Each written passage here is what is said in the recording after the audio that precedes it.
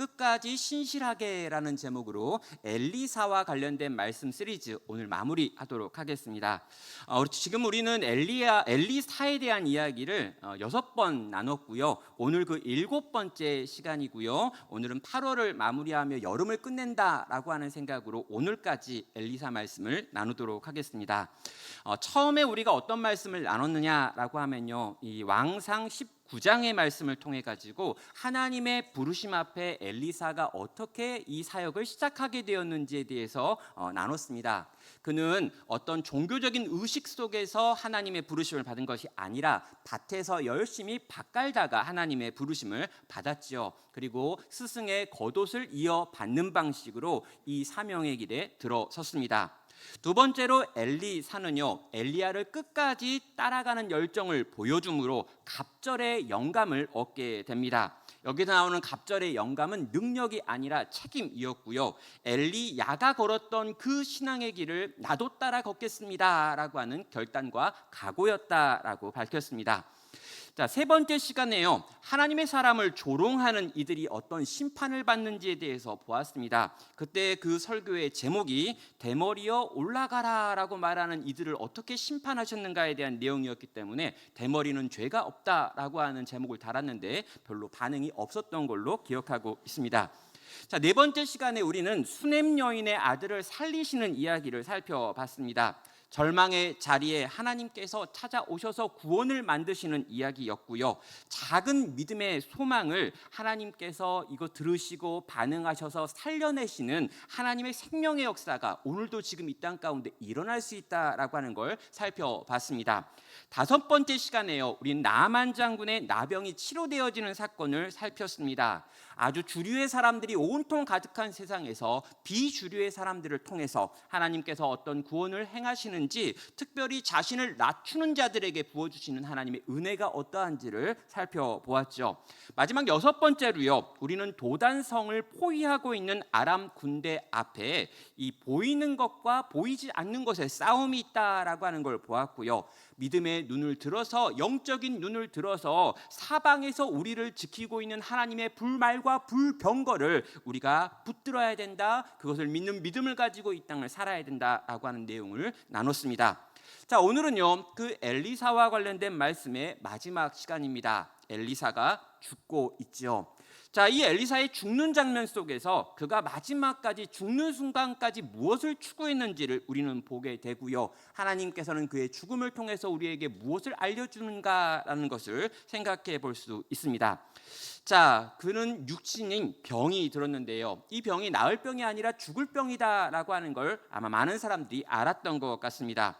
북이스라엘의 왕이었던 요아스가 찾아와서 그에게 안타까움을 표현하고 있지요. 그때 엘리사가 이 요아스를 보면서 이해할 수 없는 어떤 것을 명령합니다. 동쪽에 창을 열어가지고 활을 쏘라 그러고요, 화살을 들어가지고 바닥을 내리쳐라라고 명령합니다. 그리고 이 요아스가 그것에 대하여 순종하기는 하지만 이 적절하지 않는, 부족하게 순종하는 걸 보면서 안타까워하는 모습이 나오죠. 그리고 그가 죽은 이후에 일어난 한 가지 에피소드를 소개합니다. 엘리사가 죽고 그가 뼈가 되어 있을 때 그 뼈와 닿은 시체가 일어나는 이 소생의 사건 하나를 추가적으로 기록하는 거죠. 자, 이 엘리사의 마지막 이야기를 통해서 우리가 배워야 될 건 과연 어떤 것일까요? 자, 우리는 우리의 마지막 순간이라고 하는 거가 되게 중요한 것 같습니다. 여러분, 처음은 이랬고 중간은 이랬는데 끝이 이상하다라고 하면요, 우린 대부분 그 끝으로 사람을 기억하기 때문인 거죠.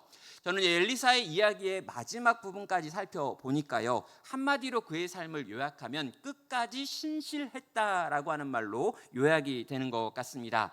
그의 인생이 끝까지 신실한 사람이었습니다 라고 요약되어지고 있다면, 과연 우리의 인생은 무엇으로 요약되어야 하는가라고 하는 질문을 가지고 오늘 본문을 보도록 하겠습니다. 자, 첫 번째로요, 이 15절부터 19절에 나와 있는 내용, 아주 죽기 전에 이 왕과 엘리사가 하고 있는 행동들이 과연 어떤 의미가 있는지를 보겠습니다. 자, 죽음을 앞둔 자리에 이 엘리사가 있고요, 이 앞에 북이스라엘의 왕이었던 요아스가 찾아옵니다.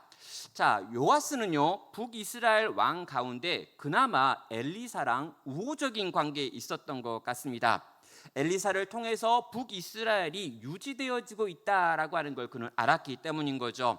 자, 그렇게 이제 엘리사가 죽게 되었을 때 찾아온 이 왕을 보면서 엘리사는 다음과 같은 것을 요구합니다. 15절입니다. 엘리사가 그에게 이르되 활과 화살들을 가져오소서 하는지라. 활과 화살들을 그에게 가져오매 또 이스라엘 왕에게 이르되 왕의 손으로 활을 잡으소서 하매 그가 손으로 잡으니 엘리사가 자기 손을 왕의 손 위에 얹고 이르되 동쪽 창을 여소서 하여 곧 열매. 엘리사가 이르되 쏘소서 하는지라. 곧 쏘매 엘리사가 이르되 이는 여호와를 위한 구원의 화살 곧 아람에 대한 구원의 화살이니 왕이 아람 사람들을 멸절하도록 아벡에서 치리이다 하니라라고 말합니다. 자, 이것은요 하나님의 구원, 하나님이 하나님의 백성들에게 주시기로 한 승리를 상징하는 행동이었습니다. 활시를 당겨서 동쪽을 향해 화살을 쏘아라 라고 말하는데 이 동쪽에는 아람 사람들이 있었기 때문인 거죠. 그러면서 이 화살이 곧 여호와를 위한 구원의 화살이다 라고 말하며 이 전쟁을 승리하게 하시겠다라고 하는 하나님의 사인입니다, 하나님의 보호의 약속입니다 라고 가르쳐 주는 것입니다. 자, 여러분, 이 엘리사는요 지금 죽음을 앞두고 있습니다. 다 끝났습니다. 이제 수명이 얼마 남지 않았다는 걸 모두가 알고 있습니다. 그런데 그를 찾아온 왕 앞에서 자신의 죽음보다 더 중요한 어떤 이야기를 들려주고 있더라는 거죠. 무엇입니까? 하나님의 약속은 여전히 살아있으며 하나님의 보호와 하나님의 구원은 계속해서 하나님의 백성 가운데 있을 것이다 라고 하는 걸 보여주는 것입니다. 오랜 세월 동안 이스라엘을 위해서 사역을 했습니다. 끊임없이 하나님의 말씀을 선포하는 일을 했고 구원의 일들을 행하였으며 수많은 기적들을 일으킨 사람입니다. 그는 지금 모든 힘이 지나여 누워 있습니다. 그런데 여전히 그는 죽기 전 마지막 그 순간까지 하나님의 구원이 하나님의 백성들 가운데 임해야 한다라고 생각하며 그 구원을 위한 일들을 감당하더라라는 것입니다. 그는 죽는 순간까지 이스라엘을 지키는 자였고요, 이스라엘 가운데 하나님의 뜻을 증거하는 자로서의 삶을 살아가고 있다라는 것이죠. 자, 그런 그가 두 번째 명령을 내리지요. 18절입니다. 또 이르되 화살들을 집으소서. 곧 집음에 엘리사가 또 이스라엘 왕에게 이르되 땅을 치소서 하는지라. 이에 3번 치고 그친지라. 하나님의 사람이 노하여 이르되 왕이 대여섯번을 칠 것이니라 그리하였더라면 왕이 아람을 진멸하기까지 쳤으리라. 그러나 그런즉 이제 왕이 아람을 3번만 치리이다 하니라 라고 말합니다.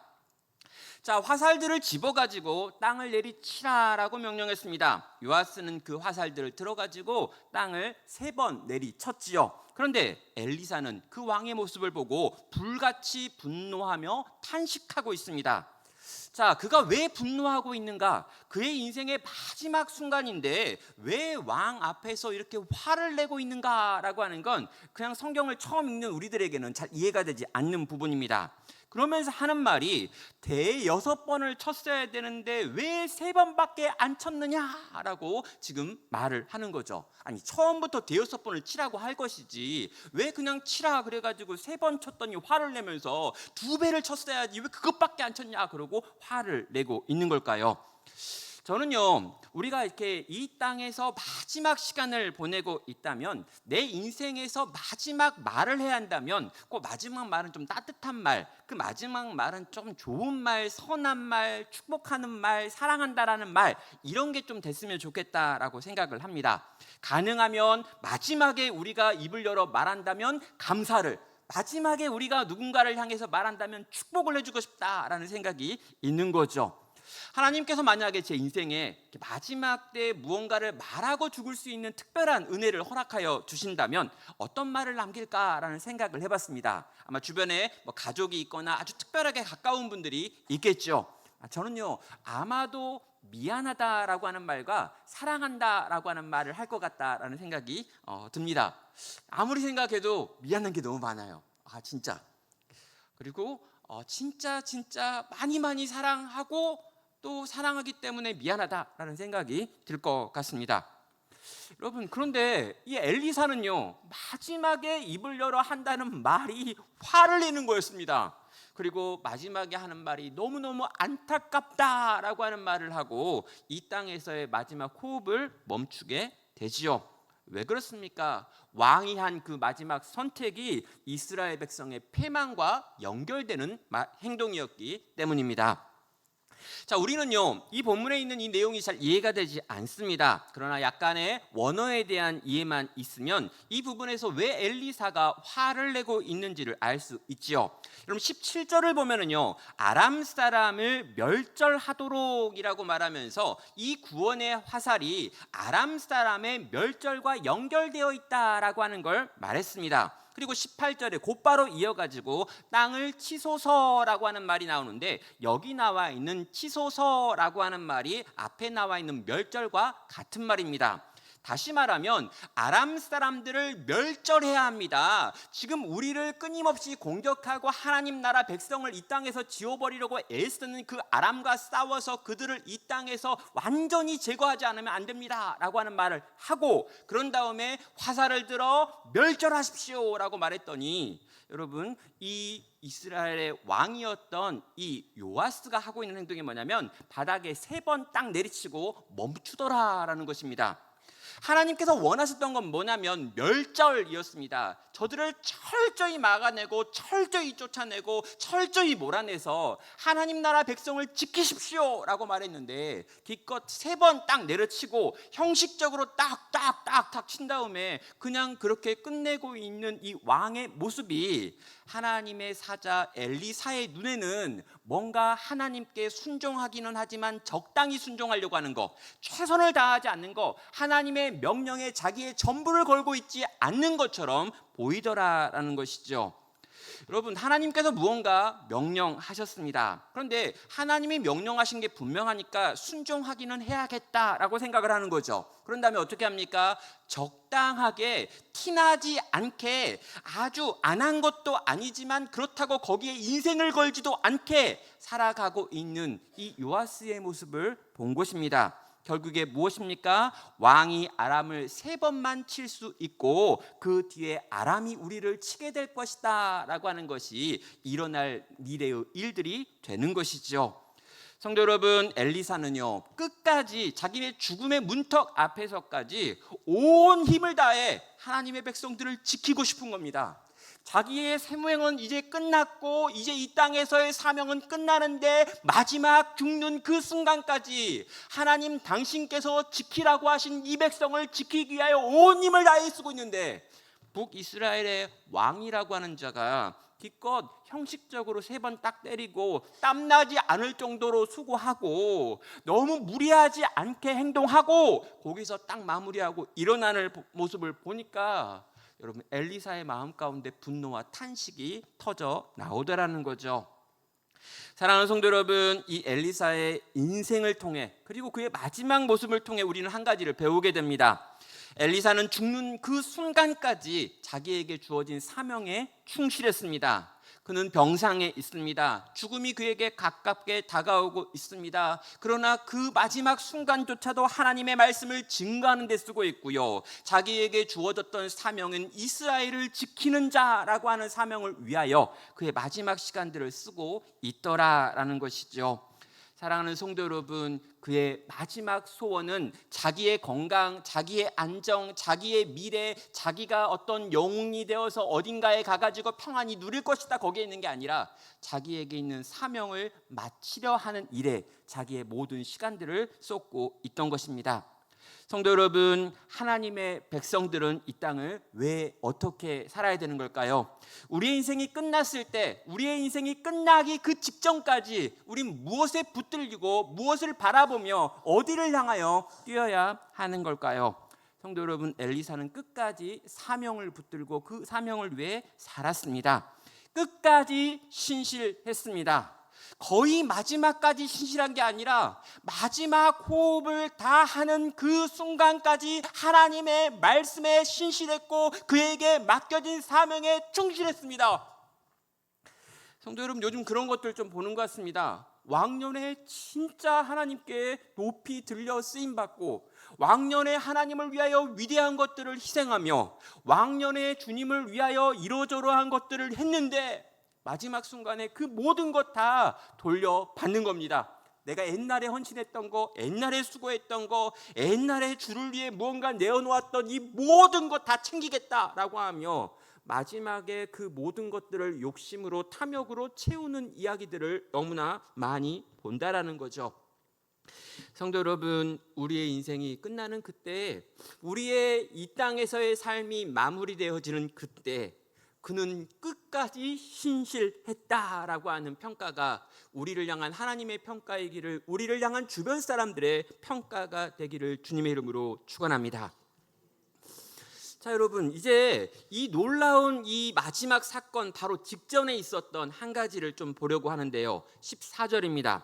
이 사건 앞으로 넘어와 가지고요, 이 요아스 왕이 생명이 얼마 남지 않은 엘리사에게 찾아와 가지고 했던 말 하나가 있는데, 요 말이 과연 무엇인지, 이것은요 엘리사를 향한 하나님의 평가였고 세상의 평가였기 때문에 한번 들어볼 필요가 있습니다.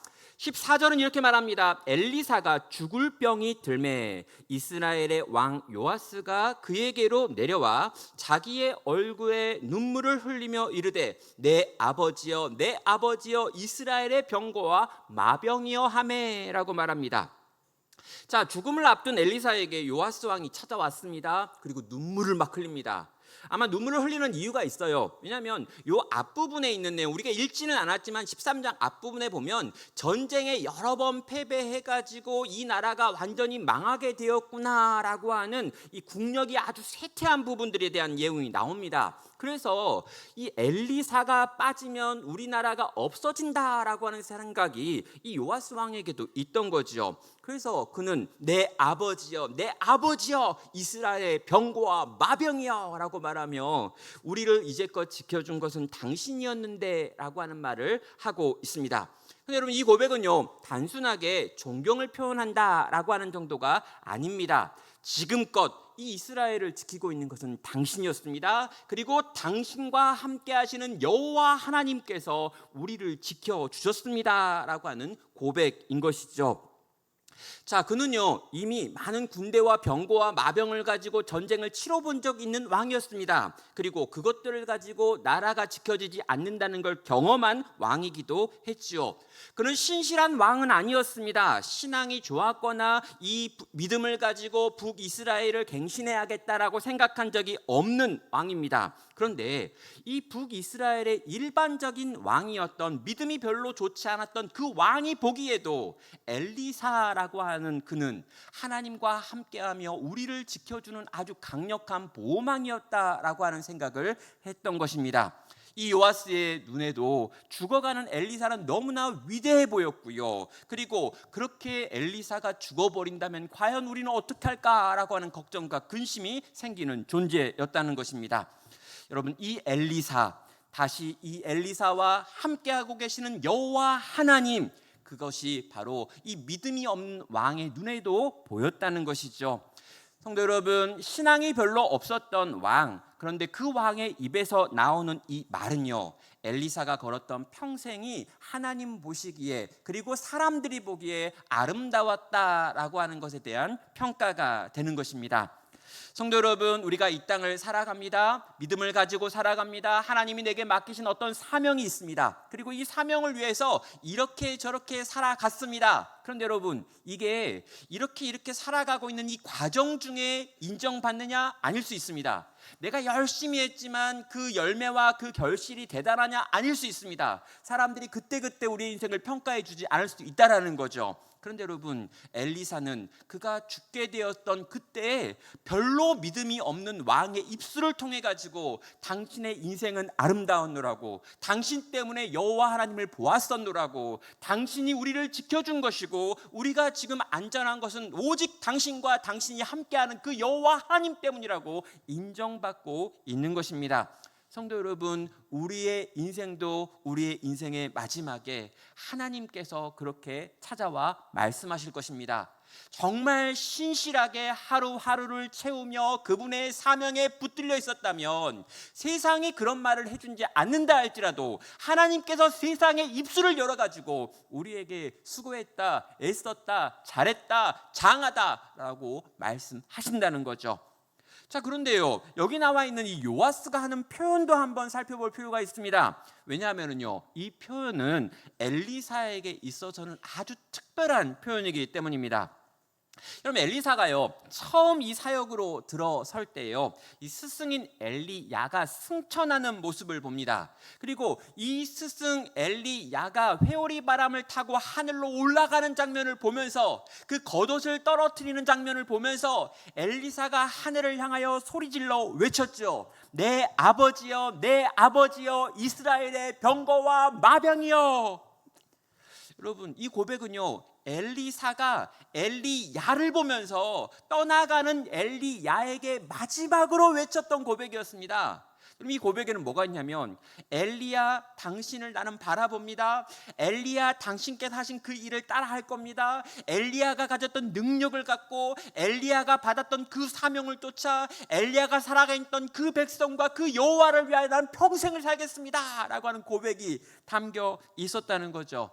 내 평생에 따르고 싶었던 스승님, 그 스승의 마지막 떠나는 모습을 보면서 당신은 나에게 그런 존재였습니다. 그리고 내가 그런 존재가 되기를 원합니다 라고 하는 마음이 담겨 있었던 겁니다. 그런데 세월이 흘렀습니다. 자신도 죽음을 앞두고 있습니다. 그런데 제자도 아닌 한 왕이 오더니 지금 떠나는 자기의 모습을 보면서 마지막으로 외치는 말이 자기가 이전날 자기 스승을 향해 외쳤던 말과 동일한 말이 지금 울려 퍼지고 있다라는 거죠. 사랑하는 여러분, 그때 엘리사의 마음은 어땠을까요? 아, 그렇구나. 내가 엘리야를 바라보고 평생을 달려갔는데 지금 나를 바라보면서 엘리야를 보던 내가 외쳤던 말과 똑같은 말이 외쳐지고 있는 거구나. 하나님이 내 삶을 통해 역사하셨구나. 엘리야의 뒤를 쫓아 달려갔던 내 삶을 보며 누군가가 또 나처럼 그렇게 따라 달려가겠구나라고 하는 생각을 하게 되는 것입니다. 한평생 엘리야처럼 살고자 했던 그의 꿈이 인생의 마지막 시간에 다른 이의 고백을 통해서 확인되어지고 있다라는 거죠. 성도 여러분, 한 번밖에 없는 우리의 인생입니다. 그런데 여러분, 가장 흠모하고 가장 사랑하고 가장 되고 싶었던 어떤 분이 있었습니다. 그리고 그분을 꿈꾸며 그분처럼 그분이 되려고 애쓰고 수고하고 막 살았습니다. 그런데 진짜 인생의 마지막에 누군가가 나한테 이야기하는데 당신은 꼭 그 사람 닮았습니다. 당신은 진짜 그 사람 같은데요. 당신은 진짜 그분과 너무너무 닮은 모습이고 당신이 그 사람처럼 된 것처럼 나도 당신과 같은 사람이 되기를 원합니다 라고 하는 말을 들었다는 것입니다. 성도 여러분, 한 번밖에 없는 우리들의 인생입니다.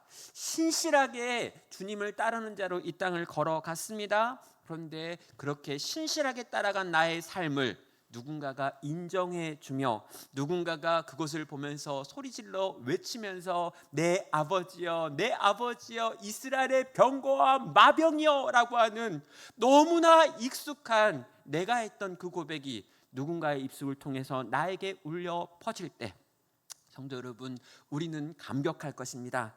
하나님은요 절대로 그냥 그렇게 우리의 인생을 끝내지 않으실 것입니다. 이 땅에서 주를 위해 수고한 자들은 반드시 네가 정말 수고했다라고 하는 걸 이 땅에서도 듣게 만드실 것입니다. 이 땅에서 주님을 사랑한 자들은요 결단코 우리 주님이 이 땅에서도 나도 너를 사랑한다라고 하시는 말씀을 듣게 될 것입니다. 성도 여러분, 우리는 나중에 무엇으로 기억될까요? 우리는 나중에 어떠한 사람으로 기억될까요? 내가 내 인생을 끝내고 난 다음에 또 마지막 그 순간에 나를 둘러싸고 있는 이들은 나의 인생을 어떻게 기억하고 떠올리고 회상하겠느냐라는 것입니다. 이 사람은 정말 신실한 하나님의 사람이었습니다 라고 사람들이 기억한다면 얼마나 좋을까요? 성도 여러분, 우리의 인생이, 또 제 인생이, 여기 계신 우리 모든 성도들의 인생이 정말 신실하게 하나님을 사랑하던 사람이었습니다 라고 하는 고백과 연결되어질 수 있다면 그것으로 충분히 감격스럽지 않을까라고 생각합니다. 오늘 또 그 주님의 칭찬을 구하며 오늘 우리가 살아가야 될 믿음과 사명의 삶, 또 그렇게 살아갈 수 있는 내가 또 우리가 되기를 주의 이름으로 축원합니다.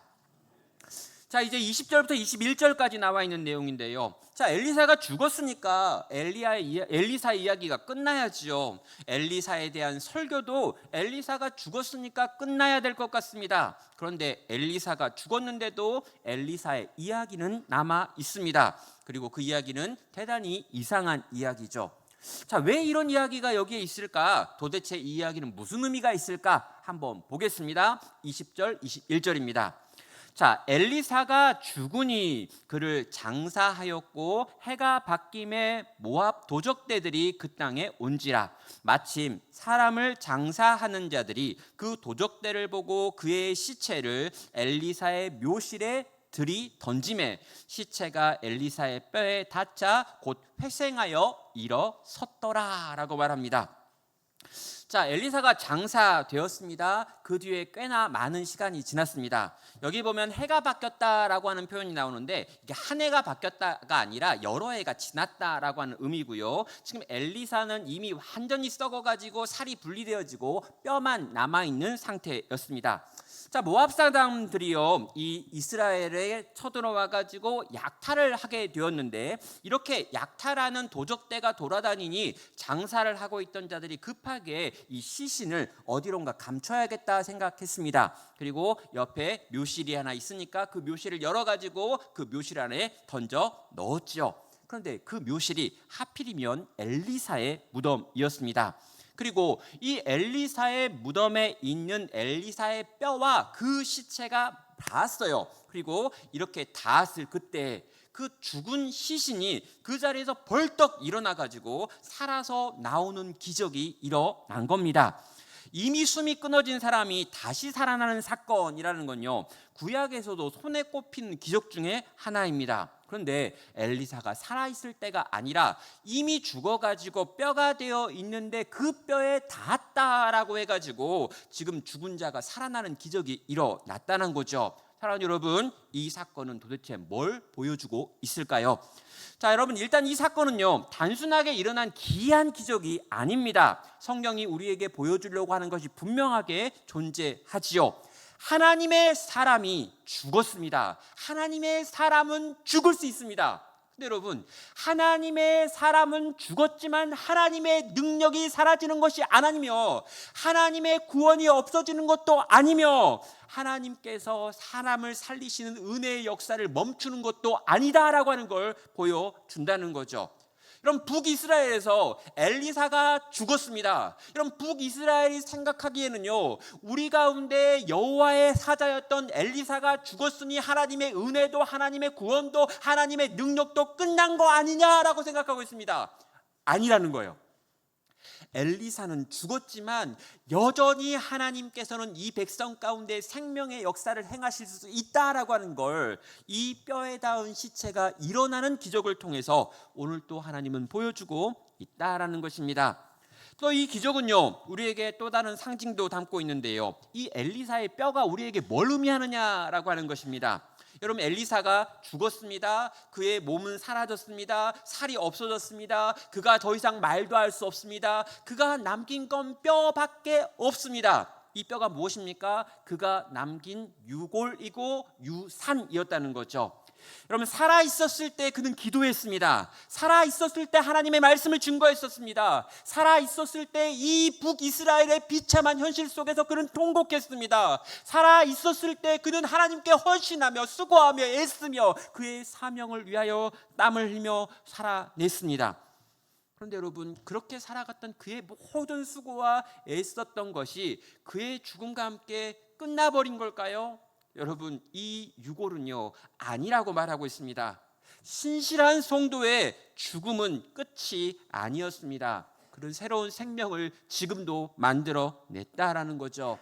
엘리사의 시대는 끝난 것 같습니다. 그의 죽음을 통해서 모든 게 끝났다라고 사람들은 생각했습니다. 그런데 그의 유고를 통해서 또 다른 기적이 일어나는 것이죠. 그의 유고는 무엇입니까? 그가 이 땅에서 수고함에 있었던 모든 것들이 또 다른 방식으로 다음 세대들에게 이어지고 이어진다라고 하는 걸 보여주는 이야기가 되는 것이죠.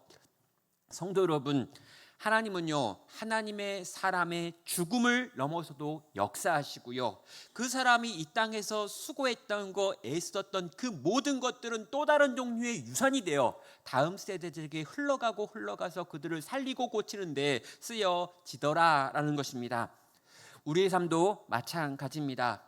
우리의 삶이 이 땅에서 끝나는 그때, 우리의 시간이 끝나지는 그때 우리의 존재는 끝납니다. 여러분, 우리는 딱 죽으면요, 하나님께 나아갈 것입니다. 이 땅에 더 이상 미련이 없습니다. 이 땅에 우리가 영향을 더 이상 미칠 생각도 할 필요가 없습니다. 근데 여러분, 신실하게 이 땅을 끝까지 살아낸 하나님의 성도들의 삶과 그 죽음은 반드시 무언가를 남깁니다.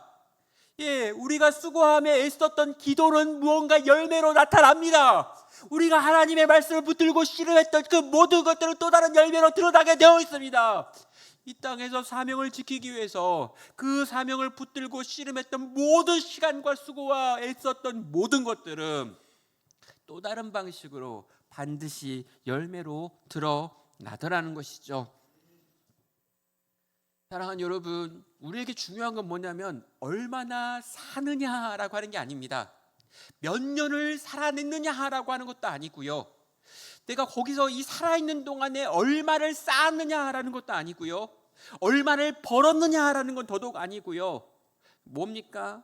어떻게 살았느냐라는 것입니다. 그리고 어떻게 죽었느냐라는 것이죠. 그리고 무엇을 남겼느냐라는 것입니다. 엘리사는 죽음 너머에서도 여전히 하나님의 백성들에게 생명을 나누어 주고 있습니다.